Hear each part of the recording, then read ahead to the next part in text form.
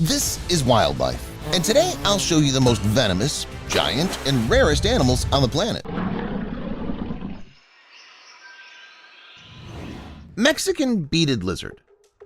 A venomous lizard with a frightening appearance. It's listed in the IUCN Red List. In case of danger, it may not come to the surface and lie motionless for several days. Fat-tail scorpion. A small but formidable scorpion, which name comes from the ancient Greek, translates as man-killer. Despite its dozen eyes, the fat-tailed scorpion sees very poorly, but its poor eyesight doesn't prevent it from hunting. Boomslang. A beauty with incredible eyes, but encountering it is Russian roulette. The animal adheres to the tactics of dry and wet bites. Common krait. The chance of survival is only 50%, even after injection of an antidote. Their venom is 16 times more powerful than that of a cobra. Russell's viper. A snake which behavior changes over the years. Mulga snake. It can secrete up to 150 milligrams of venom at a time. It'll hold its prey in its teeth until it's done with it. Indian cobra. It's considered wise and noble. It rarely attacks a human, and when threatened, it stands menacingly and blows its trademark hood.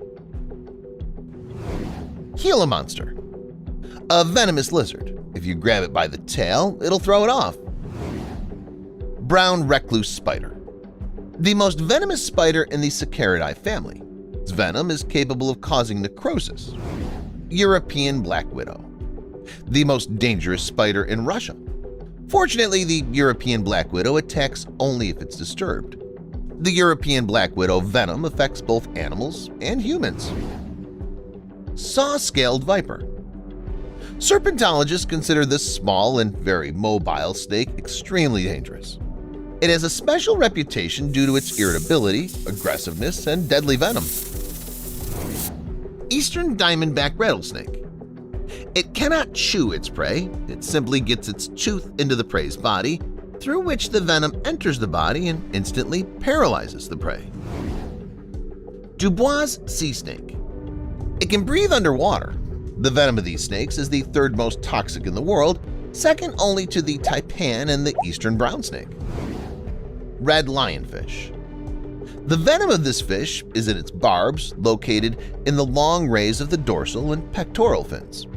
The injection is accompanied by severe pain, followed by paralysis of the motor and respiratory systems, which can be fatal. King cobra. The largest venomous snake on the planet. Pitahui. These birds have a black and yellow color, red eyes, and excellent immunity to the venom, which they themselves are endowed with. Blue-capped ifrit. A tiny creature that can finish off a tiger in 10 minutes. Slow loris. The only venomous primate, which toxin is deadly even to humans.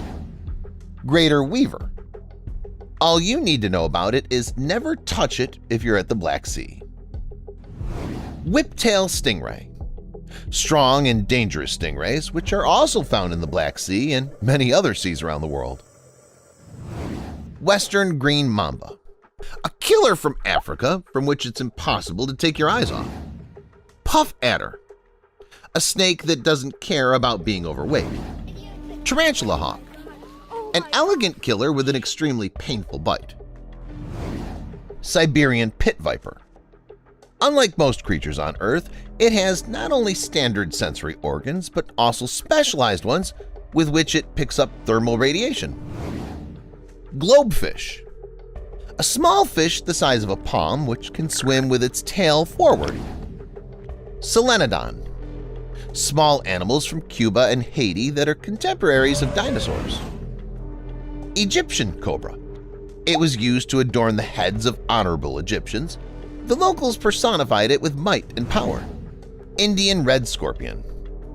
The lethality from its venom is 40%. This animal is a big problem for the people of India and Nepal as it often attacks children. Mouse spider. Despite its small size, a third to 1 inch in length, the appearance of the spider is more than brutal.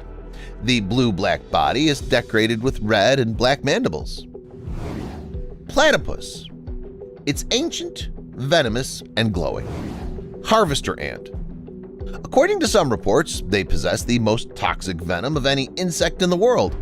This ant's bite hurts more than 20 bee stings. South Russian tarantula. The only Russian tarantula, which is a real monster of the insect world. Blunt-nosed viper. Its venom is second only to the venom of the Asian cobra in the degree of danger, power, and speed of action. Lesser Asian scorpion. This scorpion has a venomous gland on the end of its abdomen, and its weapon is a needle. It bites on contact. It's not dangerous to humans. Yellow-bellied sea snake. It can drift on the surface of the water, including the gathering in large groups. Eastern brown snake. This species is the second most toxic of all land snakes. It's found in Australia. Black mamba. It reaches a length of 8 to 10 feet and weighs up to 3.3 pounds. It's the most terrifying snake because of its size, aggressiveness, toxicity of its venom, and the speed with which symptoms appear after the bite. Common death adder. It has excellent camouflage, long teeth, hunts at night, and does not mind hunting humans. Six-eyed sand spider. Can feed once every 6 months, and its toxin dissolves the prey in a minute. Tiger snake. It got its name from its hue and its danger. It lives in Australia and can grow up to 6.5 feet in length. Red harvester ant. An insect that hunts during the day. It mainly feeds on seeds, but also has a powerful sting and venom. Garden tiger moth. Each moth has an individual pattern on the upper side of its wings. When in danger, the moth spits out a toxin. Even its hairs can cause irritation. It's better to watch it from the side. Killer bee. A fully venomous hybrid of the African and European bee, bred in 1956 by geneticist Warwick Kerr. Asian giant hornet. This monster's taken over Asia, and now it's advancing into the West. Bullet ant. A dangerous insect with a very powerful sting. The bite is comparable to a bullet wound. Clinging jellyfish. A small jellyfish that poses a danger to humans. It attaches to the prey with small suction cups. Lion's mane jellyfish. A venomous jellyfish which, together with its tentacles, can be longer than the blue whale. Cane toad. A tailless amphibian with very thick skin and lungs like those of a great swimmer. Eurasian water shrew. An inconspicuous beast that's actually an insatiable, furry creature with venomous saliva and a vault of living bodies. Caucasus viper. It has amazing colors and is endangered. Dinix viper. It's a high mountain species. The most extreme points of detection of this snake are over 5,000 feet above sea level. No other snake species in the Greater Caucasus rises above it. Massasauga. The name of this rattlesnake comes from the Ojibwe language used for tribal communication by Native American tribes in Canada and the northern United States. Caucasus meadow viper. It's very close to Vipera renardi, from which it differs in its broader body, more rounded muzzle edges, and coloring features. Vipera renardi. With a bit of luck, it can live up to 30 years in the wild, sometimes reaching a length of 27.5 inches together with the tail. Fire ant. One of the world's most dangerous invasive ant species with a powerful sting and venom. Megalopage opercularis. A pus caterpillar, Donald Trump's walking hare with a surprise. Peacock moth. At the slightest danger, the animal will poison its prey with its thorn-shaped spines. At the same time, the creature is extremely beautiful. Komodo dragon. It's a top predator. Its body length reaches 10 feet and large individuals weigh 350 pounds. White-lipped pit viper. A venomous and rare green-colored snake that's common in Asia. Timber rattlesnake. It grows to more than 20 inches. With the help of a spur on its tail, the snake rattles. Jack jumper ant. It's killed more people in Tasmania than spider bites, snake bites, wasp bites, and shark attacks combined. Maned rat. The only animal with poisonous fur. It's still unknown how the rodents themselves avoid exposure to the deadly toxin. Common viper. It has very long fangs, which, if not used, can fold up. Glycera debranchiata. They have 4 sharp fangs made of copper, which are used both to bite the prey and to fight off opponents. Pit vipers. These snakes are distinguished by the presence of 2 thermoreceptive labial pits located between the eyes and nostrils. Floral egg crab. It has distinctive color patterns that make it quite visible on the reef. Southern American bushmaster. The patience of this snake is one to envy. White steppe spider. The color is determined not by hemoglobin, as in most animals, but by hemocyanin, which gives a rare hue.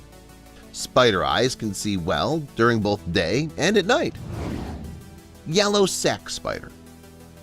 The female makes a cocoon for the eggs measuring 1.5 inches. It's placed in tall grass and is aggressively defended by a spider.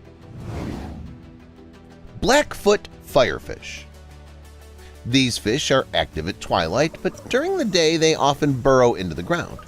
Like other firefish, the creatures often corner their prey with their large pectoral fins. Ladybird spider. Although this spider inhabits almost all of Europe, it's not been heard of in England since 1906. Snub-nosed viper. The only viper in Spain and Portugal that has a small, soft horn on its nose. Montpelier snake. Can be quite voracious, eating up to 24 lizards at a time. Horned viper. It's aggressive only during the mating season. It prefers dry habitats, common in southeastern Europe, all of Turkey, and part of the neighboring countries. It has a larger outgrowth than that of the snub-nosed viper. Cottonmouth. It's one of the top 5 snake species, accounting for up to 95% of all snake bites in the United States. Eastern green mamba. The main habitat of these snakes is evergreen forests and bushes. They're good at climbing branches, but they can often be found on the ground as well, on tea or mango plantations. Amur viper. Its length doesn't exceed 31 inches. From above, its head is covered with shield-shaped outgrowths. Western diamondback rattlesnake. Uses an auditory illusion to trick the human brain. African beauty snake.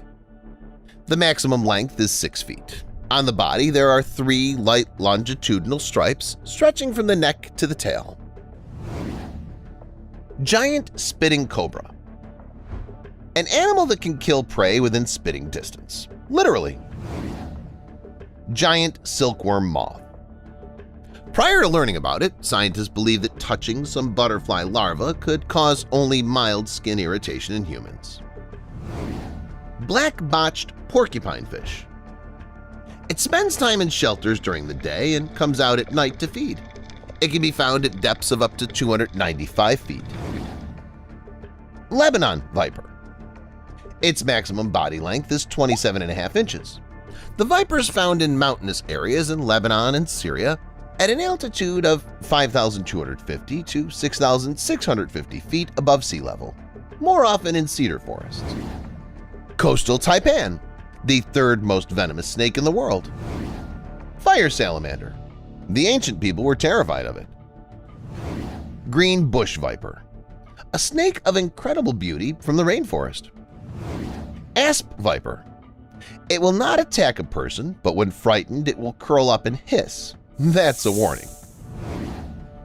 Irukandji jellyfish. It's no bigger than a fingernail, but its venom can kill an adult in 20 to 30 minutes. Sydney funnel web spider. Its long fangs are so strong and long that it can easily bite through not only the skin but also the nail plates. Velvet ant.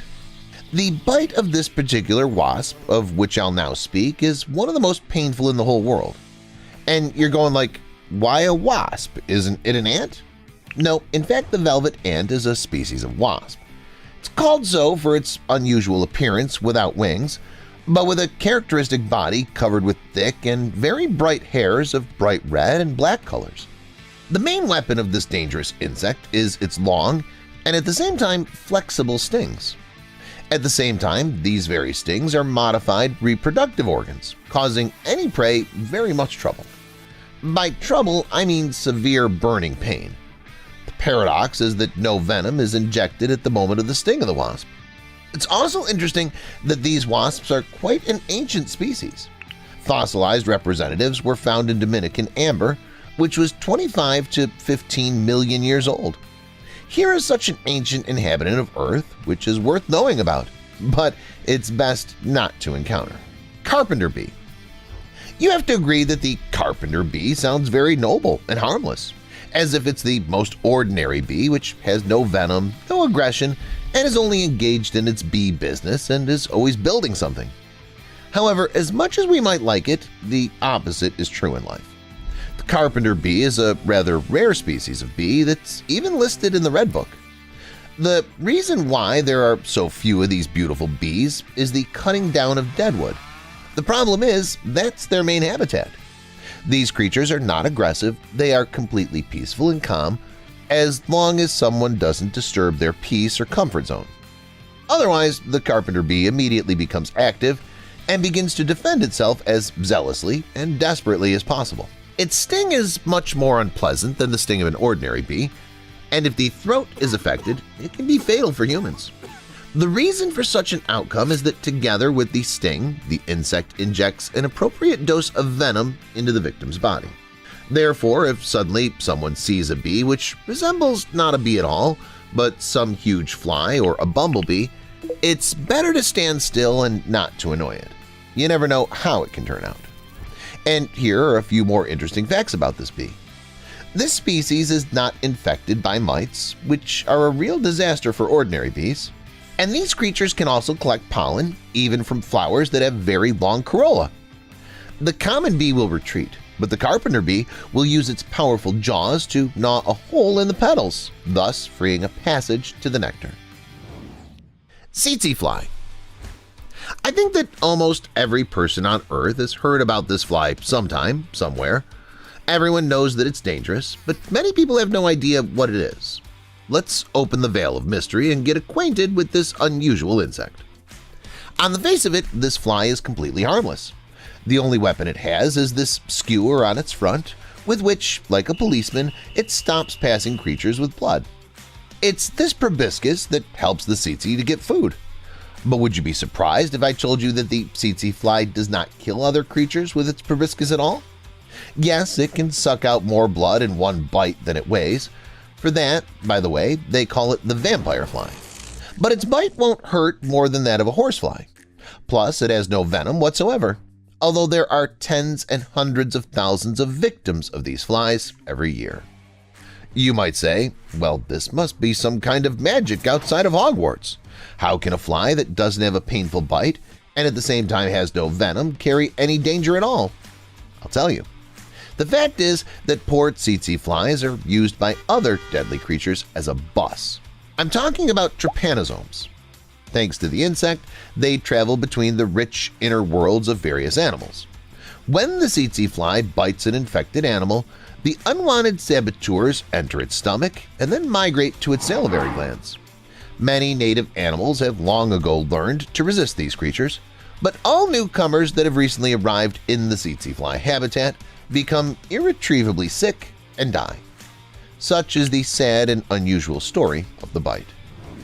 Fire ant. Next, we have another extremely dangerous creature that's best avoided not only by humans but by any other creature. The fact is that the bite of this tiny creature feels like a severe burn wound. According to statistics, about 5% of all cases with their bites turned out to be fatal.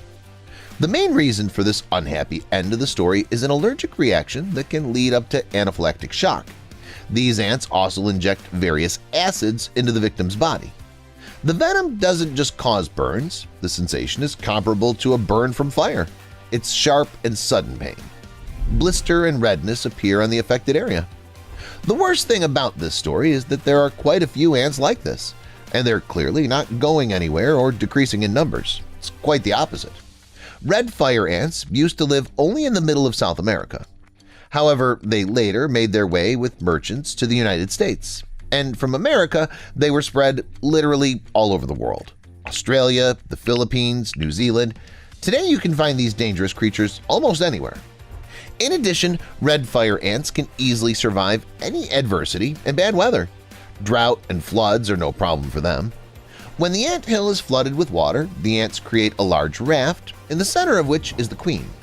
Involuntarily, I begin to think that in another couple of hundred years, these insects will take over the world at this rate. And now I'll show you a rather unusual, and at the same time insanely dangerous and aggressive ant, which each of you can immediately distinguish by its appearance. Meet the bulldog ant. This creature lives somewhere in Australia. These ants are extremely aggressive. They're not afraid of people or animals, and when they're attacked, they instantly make several bites at once, each of which is not at all blank. With the help of them, bulldog ants inject venom into the victim's body.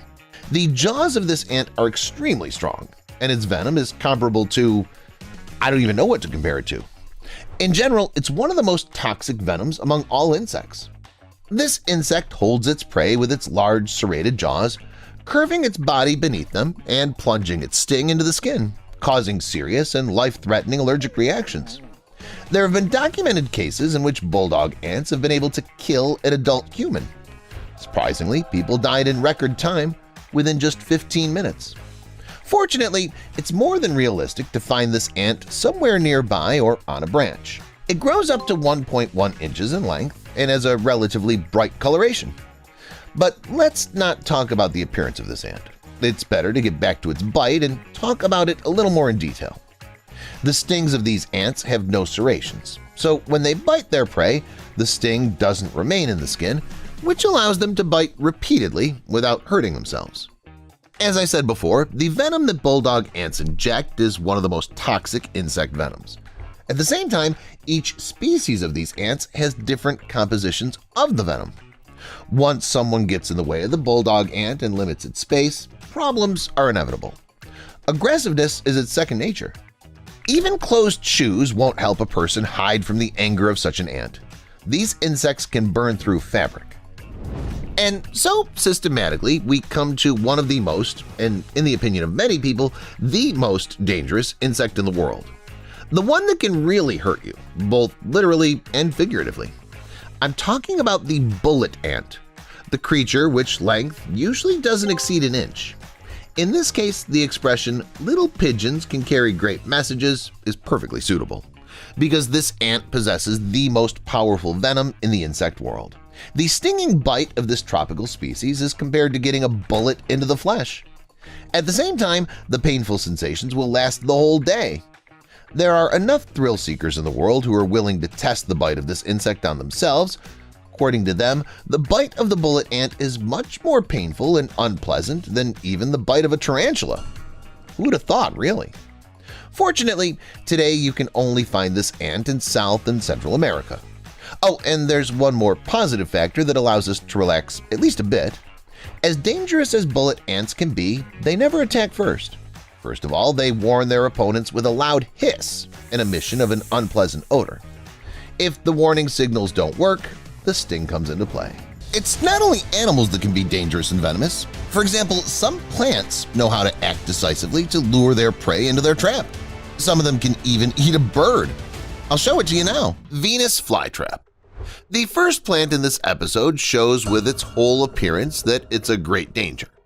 It even looks like the mouth of some predatory beast.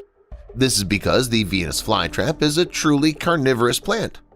Several leaves grow from a short stem. At their tips there are special traps, and the inner surface of the Venus flytrap, the one that's red, is a kind of trap base.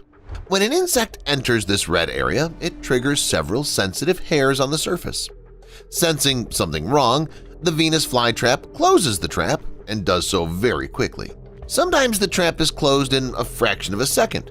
This makes the Venus flytrap not only one of the most dangerous, but also one of the fastest plants in the world. Interestingly, the Venus flytrap is also a very intelligent plant that can tell the difference between a living stimulus and an inanimate one.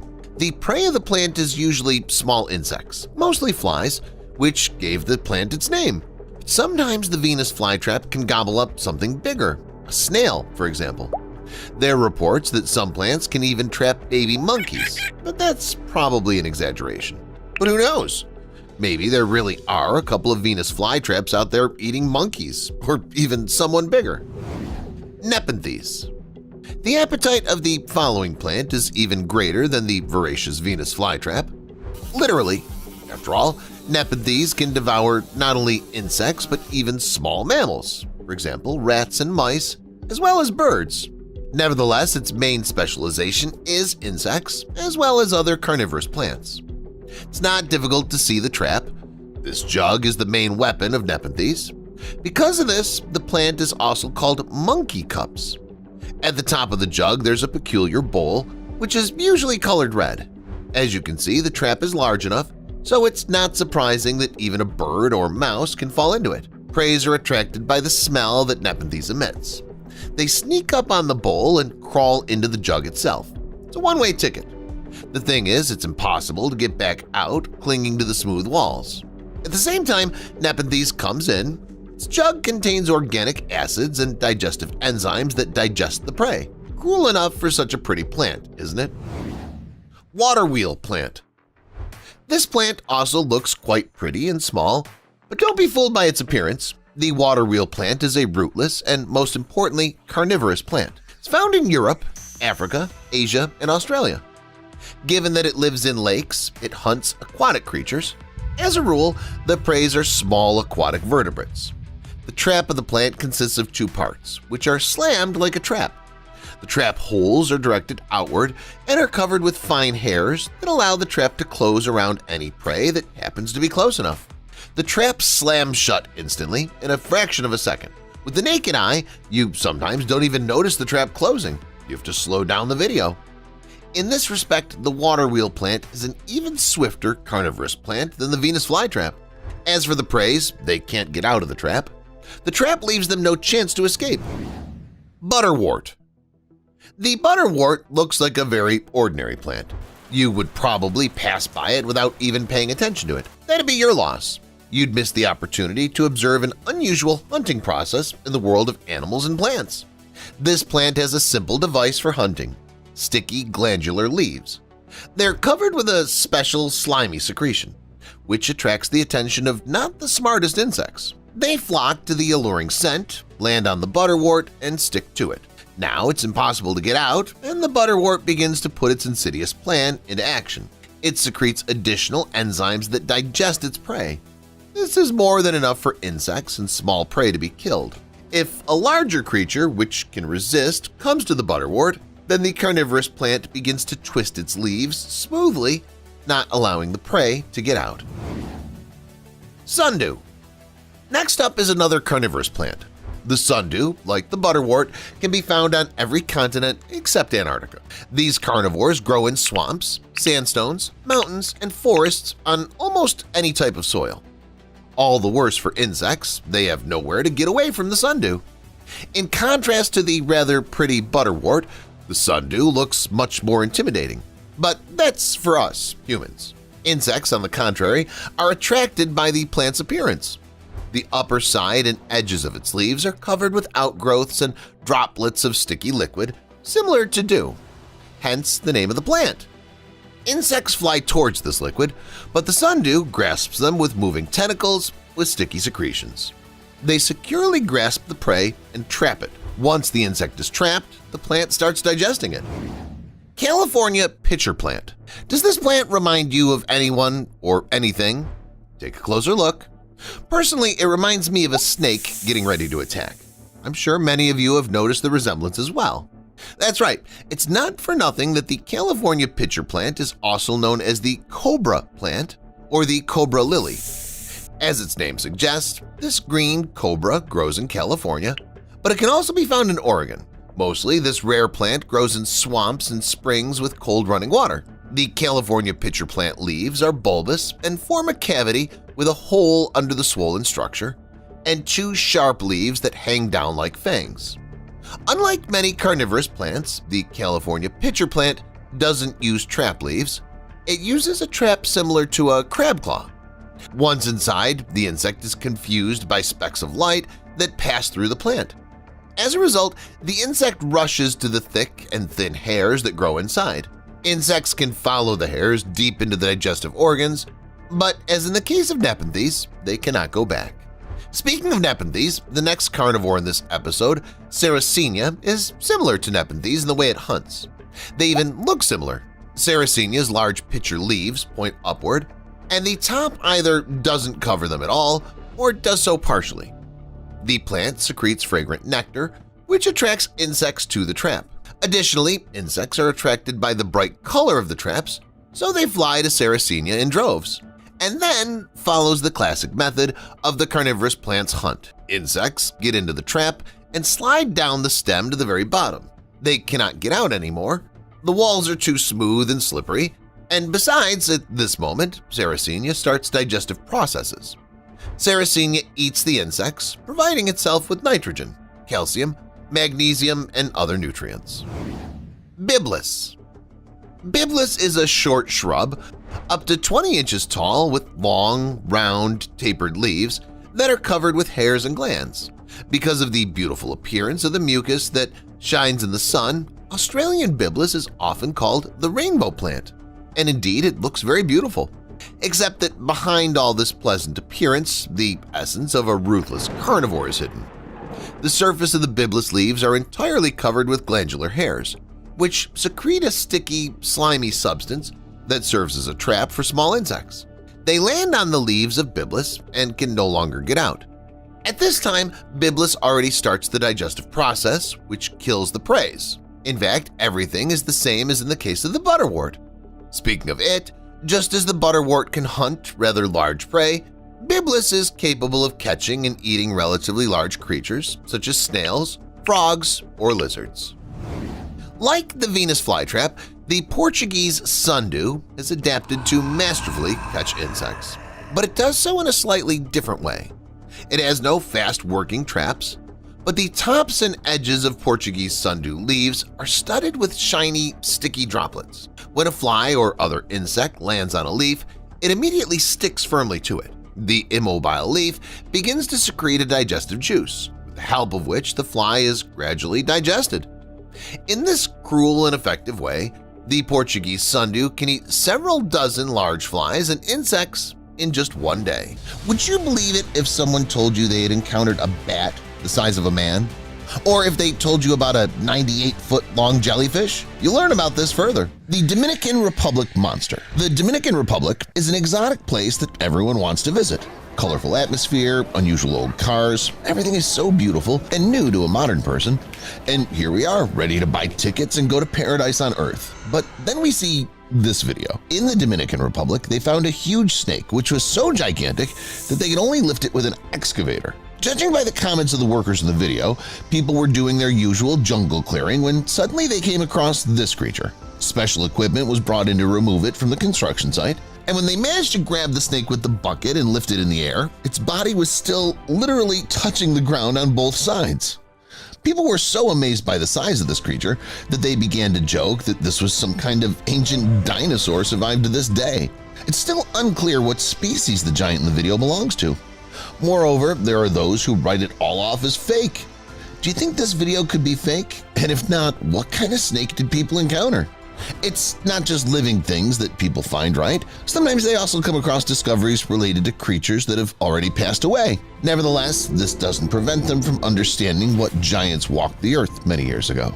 For example, archaeologists involved in excavations in southern Israel told the world about a tusk of a giant elephant that lived about 500,000 years ago. To give you a better understanding, the size of the found object is as follows: 8.5 feet in length and about 8 inches in diameter. So far, it's not been possible to determine which species the tusk belongs to.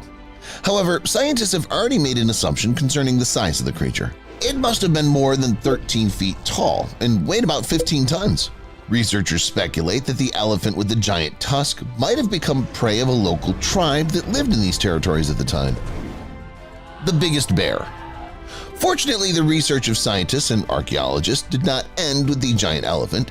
People also found the remains of the biggest bear in history, belonging to the species Arctotherium angustidens. Just imagine a bear which, in an upright position, reaches 15 feet in height. And this wasn't the limit, as scientists identified the creature as a fairly young male. At the same time, the giant weighed about 1,760 pounds. The research said that the creature's skull and jaw were well preserved, and part of its pelvis, a fragment of one of its humerus, and 6 articulated vertebrae were recovered. The bear's fangs were 2 inches long. They were extremely powerful and ready to tear its prey to pieces at any moment. The giant bear roamed Argentine lands more than 700,000 years ago, and its remains were found at a depth of 30 feet. According to scientists, the animals they find here fell into the mire while hunting or drinking water. This is why they're so easy to find, and also why they're in perfect condition. Gertie the rhino. Black rhinos can exceed 10 feet in height and weigh about 2 tons. They're distinguished by their powerful build, sharp horns, and rather aggressive character. The front long horn of the black rhino helps it disperse vegetation, and the extensive lower lip gives it the ability to uproot the grass. These animals live in the thickets, but not far from water. They like to swim and wallow in the mud. In this way, they manage to get rid of parasites on their skin. Here's an interesting fact. In the life of rhinos, there are their lifesavers, tortoises as well as oxpeckers. These creatures peck mites out of the rhino's skin. Oh, I wish mites were bigger, then rhinos could fight them for sure. If mites tried to crawl away, rhinos could catch up with them and beat them properly. Yeah, they would. Although these creatures seem clumsy considering their size, in fact, they can accelerate up to 31 miles per hour. By the way, Gertie the rhino, which you see now, was capable of exactly this and more. It was filmed in 1950, and since then it's considered the largest recorded black rhino. It's very hard to stand out against such giants, but Gertie managed to do it. Whale shark. The phrase "the largest shark" may conjure up an association with a terrifying top predator, the menace of the world ocean, capable of attacking the largest representatives of fauna. However, as it often happens, expectations do not demonstrate reality. In the animal world, large size, on the contrary, in most cases means getting away from the daily hustle and bustle and fighting for the last piece of meat. Giants are much calmer and satisfied with themselves. They don't like to get into battles because they don't see the point in them, and they don't compete with anyone. They just come, take what's theirs, and leave. The whale shark is no exception to this, especially since it's probably larger than even the legendary megalodon. Well, at least some whale sharks are definitely bigger than the prehistoric top predator. The average length of this shark varies between 33 and 39 feet, although there are giant individuals of 59 to 66 feet long. Just look how huge this shark is compared to the average human. And this is far from being the largest of the species. This is a young shark that decided to swim in the waters of the Pacific Ocean together with humans. If you really want to encounter a whale shark, but are afraid you cannot distinguish it from other sharks, don't worry. If not by size, then you'll never confuse it because of its square head and bottomless mouth. By the way, its mouth has up to 15,000 small teeth located in several rows, which makes this fish the toothiest creature on the planet.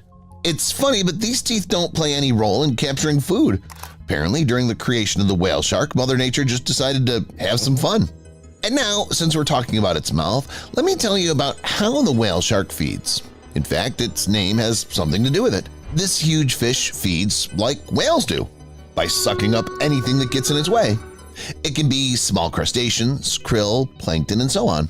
The whale shark has several ways to feed on plankton. It can swim forward with its mouth open, or it can dramatically open its mouth next to a large amount of prey. The food particles are then filtered through a special filter formed by the cartilaginous outgrowths of the visceral arches. The water escapes through the gills, and the food enters the esophagus and into the stomach. Thus, the whale shark sucks water through the oral cavity constantly and in huge quantities. Lion's mane jellyfish. And now let's check out the giant jellyfish that was filmed in the Far Eastern Marine Reserve. The diameter of the jellyfish bell of this species can exceed 6.5 feet, and the length of its tentacles can exceed 98 feet. Before us is one of the lion's mane jellyfish, predatory and at the same time insanely beautiful jellyfish. The principle of its hunting is quite simple. It opens the tentacles and activates the sting cells. And if for a person its sting is dangerous only by burning and allergies, then for small inhabitants of the depths it's often fatal. Previously, lion's mane jellyfish were considered a relatively small species with a limited habitat. Today, however, they're increasingly found in new locations, which at first glance is a good sign, since the species is not becoming extinct. But on the other hand, it doesn't bode well. The fact is that the lion's mane jellyfish can strongly imbalance the environment and destroy the microflora of seas and oceans that are new to them. Squid from Japan. If any of you happen to be in the salty waters of the seas and oceans, know that you have a chance to encounter a squid. For example, divers from Japan were doing their favorite activity and went down to the depths near the city of Tsuyoka. Quite quickly, they saw the first and, as it turned out, the most important guest of the program. A huge squid, the body length of which exceeded 8.2 feet. This is a unique phenomenon because squids, especially large ones, rarely come to the surface, let alone coming close to the shore and people. This isn't the first time I've watched this video, but I'm still scared to watch this monster of the depths. It's creepy to watch how it slowly swims in the water and moves its tentacles. I'm afraid to imagine how uncomfortable the divers were at that moment. How would you react if you were shown a bat like this? I think everyone's reaction would be about the same. The author of these pictures lives in the Philippines, and he often told his friends that he had abnormally large bats, but few believed him. So one day he decided to prove the opposite to his friend and to the world in general. He went outside and took the right pictures. His pictures did indeed show a rather large mammal that was dozing with its head down. The photo immediately caused a lot of jokes about how such a big bat was the result of a radioactive man's bite. A little time passed, and a picture was posted in the comments where the animal really looks like it's the size of the guy standing next to it. The culprit of the situation, which scared the entire internet community, was the giant golden-crowned flying fox, a mammal of the megabat family. Its wingspan reaches 5.5 feet, but despite its size, it has a rather meek and gentle disposition, eats fruits, and lives exclusively in the Philippines. Which of these creatures scared you the most? Write in the comments. And now I'll show you what some animals might look like in 1,000 years. Let's start with the shorter term, 100 years. First of all, it's much easier to predict 100 years ahead than 1,000 years. And secondly, scientists already have theories about some animals and their future. One of them is the polar bear. Right now, these bears are still majestic predators, distinguished by their white color. But by the end of the century, they may change color and turn into scavengers. It's possible that their appearance will resemble the already existing hybrid between the polar bear and the grizzly bear, the pizzly. However, the future polar bear will be slightly lighter and dirtier. In general, the pizzly hybrid arose largely because the polar caps are melting, forcing polar bears to migrate south, where they sometimes mate with grizzly bears, which results in the appearance of the new hybrid representatives. Scientists believe that within 100 years, most polar bears will starve to death or drown. Those that remain will migrate south, where they'll assimilate with grizzly bears, or they'll be forced to scavenge for food in landfills and finish eating after other predators. The polar bear of the future will have a larger snout and a better sense of smell, which will help it sniff out garbage and whale carcasses. Walruses. The neighbors of polar bears, the well-known walruses, will also undergo changes. Since they also live in the Arctic, the melting ice will also affect them. Because of warming in the region, walruses will lose a lot of weight because they will not need a lot of warming subcutaneous fat. Their thick skin will begin to thin and walruses will turn bright pink. This will happen because the blood vessels will move closer to the surface of the skin to help the animal cool down more efficiently. Like polar bears, walruses of the future will have to survive in the melted Arctic and its fringes, where there will be little food. Because of this, like bears, walruses will not consume as much food as they do now, will lose weight, and turn into thin, long creatures with bulging eyes. The only thing they'll have left to hope for is two fangs, which will become thinner and sharper, and with their help, walruses will fight dirty polar scavenger bears for leftover food. Jellyfish. Jellyfish, on the other hand, are going to be cool. Experts suggest that jellyfish will become one of the most dangerous creatures in the ocean in the coming decades. Many of them are already extremely dangerous. But the jellyfish of the future will become vicious predators that will even eat dolphins, and they'll sting sharks, and even the biggest of them will not be able to resist. The venom of jellyfish of the future will be more powerful, and none of the sea creatures will be good. Jellyfish are one of the few creatures that will be fine in the future. Perhaps they'll become the new top of the food chain, and our grandchildren and great-grandchildren will see this evolution with their own eyes.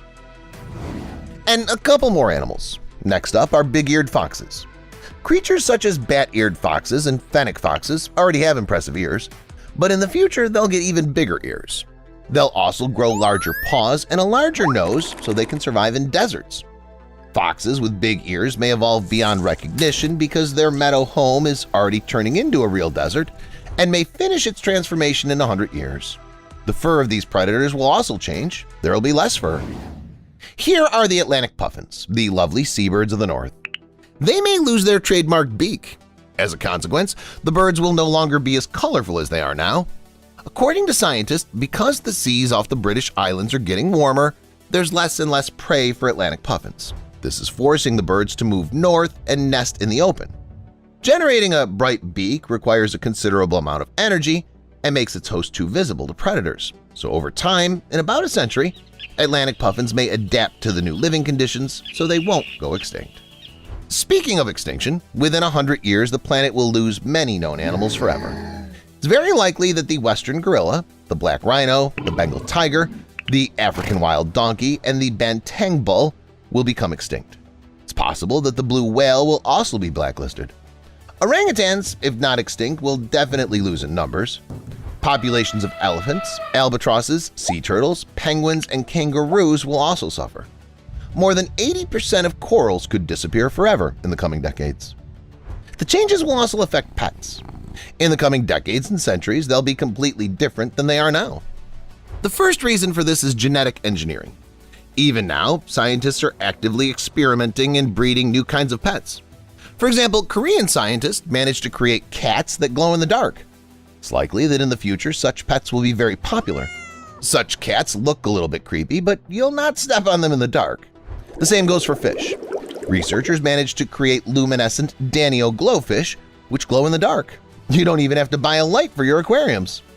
In addition to concrete animals, we can assume that hypoallergenic pets will be bred more and more often, which will have a positive impact on the animal breeding industry. Also, in the future, people will shed fewer tears over their deceased pets as cloning technology is predicted to develop rapidly. Pets that are about to die will be cloned by making identical but healthy copies. This is already being practiced, and undoubtedly the trend will only continue. Genetically modified animals and clones are already a good thing for the near future. But that's not all. In 100 or 1,000 years, many people will have robotic pets. For example, a dog like Goddard from The Adventures of Jimmy Neutron, or a robot therapist, or a drone that will follow its owner everywhere. It's already out there in the world. There are only a few robots so far. One step at a time.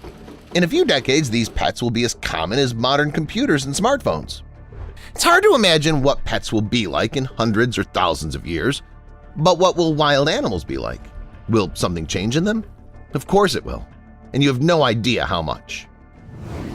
For the foreseeable future, the most significant factor that will determine the appearance of Earth's continent and life on Earth will be ice. Scientists have no doubt that within the next 1,000 years, the planet will be hit by another ice age, which will affect animals. Scientists believe that only large animals will survive the Ice Age, which means that giants will prevail on Earth. Many known small animals like rodents, small arthropods, and mollusks will greatly increase in size. For example, rats will become as large as today's house cats. For snails, it will become the norm to weigh about a pound and reach 8 inches in length. We should also expect giant turtles weighing over 100 tons, and insects the size of today's birds. The food chain will change. Rodents, for example, will eat animals that are now hunted by large predators thanks to the appearance of their huge, strong teeth. It's thought that in 1,000 years, predatory animals will reign supreme on Earth. Herbivores will have a hard time because of climate changes. They'll have much less to eat, and as a consequence, they'll gradually shrink in size. Giraffes will probably cease to be the tallest land animals, and elephants will cease to be the heaviest ones. At the same time, birds, especially birds of prey, will begin to increase in size because it will be easier for them to hunt the shrunken animals. But still, such changes are likely to happen much later than in 1,000 years. After all, evolution's a slow process, so don't expect animals to change in 1 or 2 generations. It will take tens or hundreds of thousands of years for Earth to change beyond recognition. In a million years, according to scientists, our planet will become the abode of nightmarish monsters. There will be flying toads with giant tentacles, celestial spiders will weave their web right in the clouds, and trees will move through the forests. In the harsh world of the future, you'll find the creepy descendants of bats, the death gleaners. They'll sleep at night and hunt during the day, as it will be extremely cold at night. Many marine animals like killer whales or catfish will come ashore, repeating the ancient path of all mammals.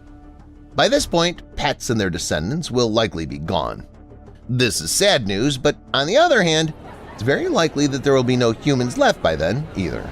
And finally, let's take our minds off it and take a look at some funny animal moments filmed at the zoo. Let's start with these two beautiful lions.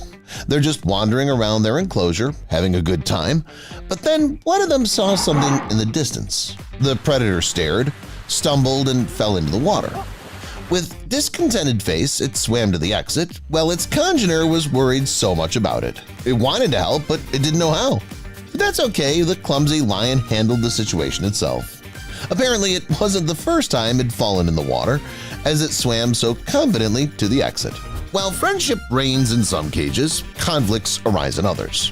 But of course, those conflicts are humorous. Today, we have a kind video after all. This enclosure is shared by a gibbon and a porcupine. Not the most obvious choice of neighborhood, is it? Besides, the porcupine doesn't like this neighbor at all. The cocky and mischievous gibbon every now and then provokes, teases, and annoys it, running over and poking its quills. Well, then, as befits a bully, it runs away from the evil, thorny creature. The porcupine is not so adept at climbing trees, so it has to endure these antics. Generally speaking, primates in zoos are the main purveyors of hilarious moments and situations. Just look at this actor. An orangutan asks for food like no other. It shows with its pose and appearance that the visitor is obliged to share his tasty food with it. And when the orangutan gets nothing, it just continues to stand there proudly. I don't know about you, but I'd give this Oscar-winning actor something to eat, unless of course it's forbidden by the rules. Primates like more than just acting, they also love magic tricks. A visitor shows the monkey a simple trick where an object disappears. Just look at the macaque's funny reaction. It's in total shock. The monkey doesn't understand what just happened and what kind of magic it was.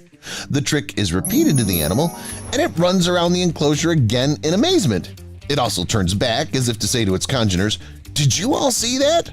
Or maybe the primate understood everything perfectly well and was just kidding, playing off such a reaction to amuse people.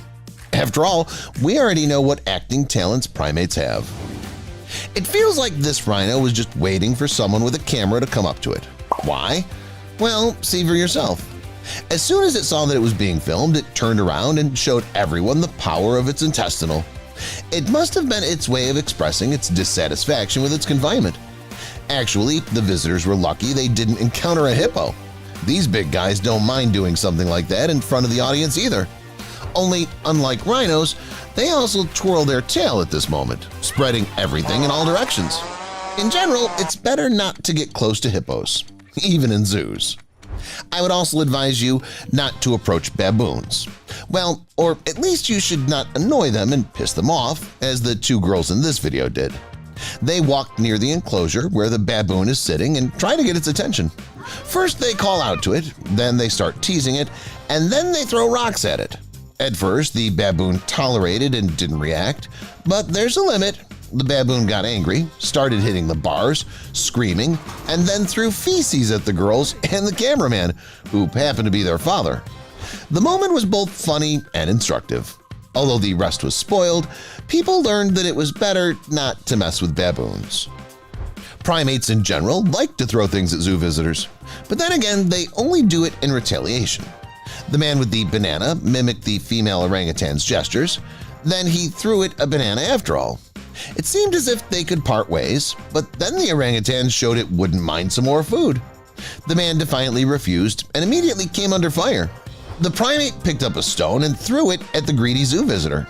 Then the female orangutan also threw a peel at him, and after another unsuccessful attempt to get a dainty, it threw another rock at the man. In general, both behaved badly here. The man could give a second banana, and the primate could calm down about its appetite.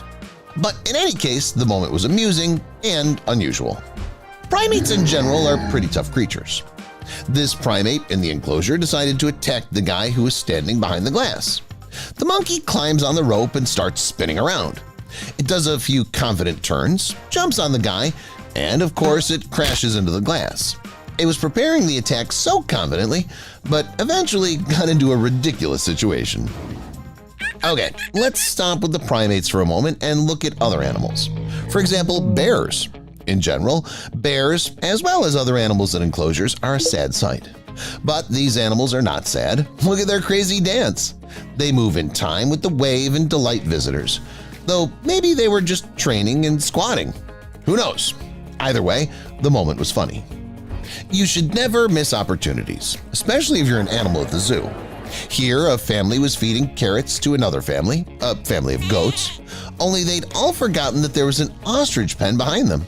The giant bird cunningly seized the moment and stole the dainty. The ostrich got even more than it wanted. The girl scattered everything on the ground, and now the bird had a free snack. Some steal from visitors, and some steal from their own relatives. This footage shows an orangutan eating a banana. By the way, could that be the female orangutan that was throwing rocks? We now know that it has a special love for bananas. Anyway, all of a sudden a little monkey came up to it and tried to snatch the banana right out of its mouth. The giant orangutan didn't tolerate this and immediately grabbed the little monkey and started squeezing it so much that the monkey squealed. But don't worry, it was just an educational moment, and the little monkey was all right in the end. Sometimes curiosities are born literally on the spot. This rhino decided to run somewhere but lost its balance, slipped, and amusingly fell on its side, after which it also rolled. The conjurer went to help it, but the clumsy rhino got up on its own. Nothing bad happened. Once again, we're back to primates. I'm sorry, but I said right off the bat that they're the main purveyors of hilarious moments and situations. This orangutan is another proof of that. The female saw that a visitor had accidentally dropped her sunglasses in its enclosure and decided that the item should not go to waste. It picked up the sunglasses and began to try them on. At first it couldn't figure out how to put them on, but soon it found the perfect position. Upside down on the bridge of its nose. For a short time, the primate became the most fashionable creature in the whole zoo. The accessory really suited it. However, it quickly got bored with the sunglasses, so it threw them to the rightful owner in exchange for a treat. And here is another primate of fashion. Of course, once again, this is an orangutan.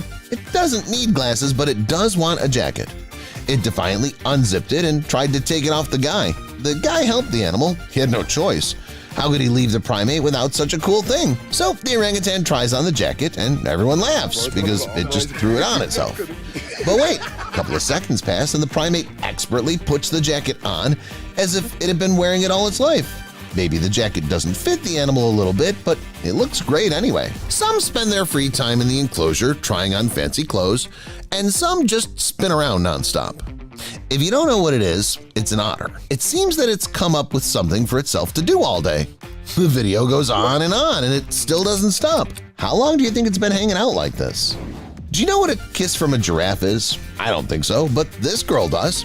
She gave the giant some goodies and it licked her in gratitude.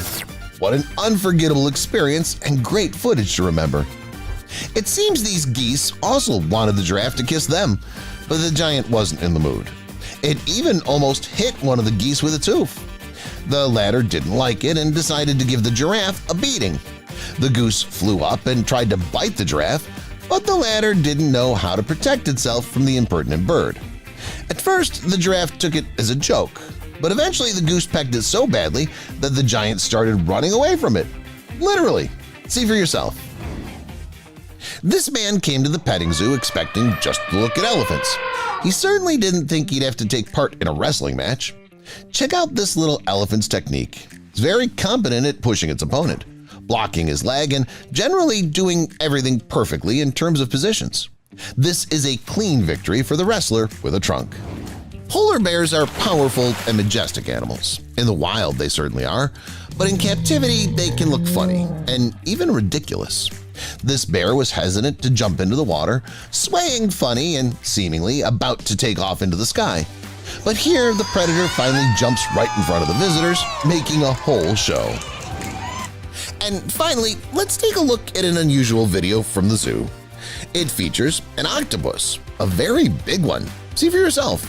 The mollusk climbed onto the glass of the enclosure and even hung its tentacles out from the visitor side. So far, they're absolutely delighted. They just don't know yet that the octopus is planning a real escape. Soon it climbs over the barrier and smacks on the floor. Octopuses are very intelligent animals that have a special tendency to escape from traps. And right now, you've all seen it. That's it for today. What from this episode impressed you the most? Let me know in the comments, and thanks for watching.